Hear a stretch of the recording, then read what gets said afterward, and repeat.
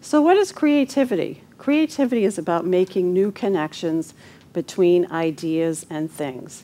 We need to use our divergent thinking, which is our ability to generate lots of ideas, and then we need to use our convergent thinking so that we put the ideas together in the best package possible.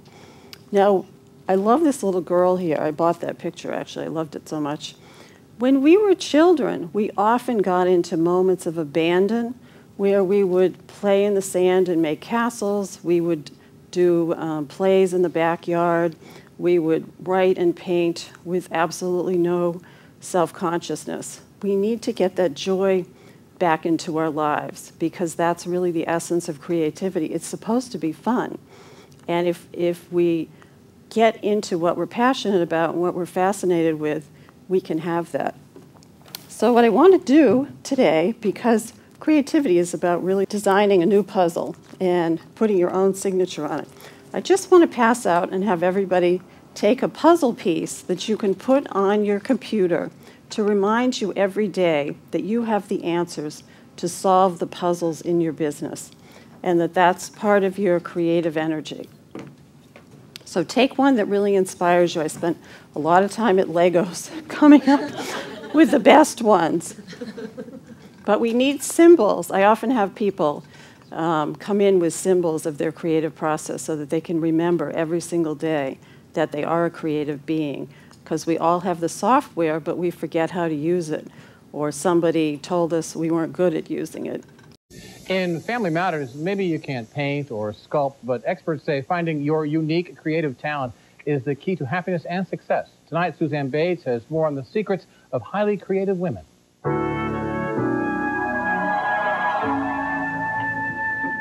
Acclaimed fashion designer Sigrid Olsen has always found time to be creative, starting her business at home, even with 2 small children.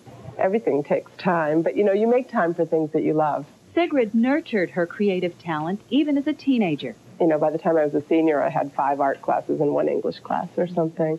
So it's just prioritizing, I think, and feeling permission, I guess, to do it. Creativity is about our originality and our ability to innovate and create something new. The author of the new book, The 12 Secrets of Highly Creative Women, says women must give themselves permission and time to be creative at least 2 hours a week. We have to stand behind our own passion, or else, the days and the weeks and the years fritter away and we don't get done what we want to get done, and we feel unfulfilled. How do you know what you feel passionate about? Gail McMeekin says, start with an excitement book. And write down for a month everything that fascinates them. And it can be a traffic jam, it can be a politician, it can be a news story, it can be a color, whatever. And just begin to look at the patterns of where their energy naturally goes. Want to turn your creativity into a career? Set aside time to explore, take classes, and talk with people who are making a living doing what you love to figure out how to make it happen for you. I'm Suzanne Bates, WBZ 4 News. Now, I also gave you the Life Success Circle Test, which I put together to help you zero in on kind of what's working in your life and where are you looking to maybe put more joy or more excitement or connect in, what's going to be meaningful for you. So I wanted you to have that so you could play with that.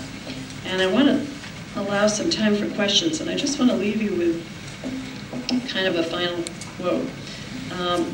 In this book, it's going to take you through a process of getting stronger. It's going to take you through a process where you hear other people's stories, but there are lots and lots of exercises and challenges in this book, which if you complete them, and I encourage people to get together in groups. There have been a lot of groups with the first 12 Secrets book, and I'm hoping there'll be a lot more with this group as well. Find a buddy.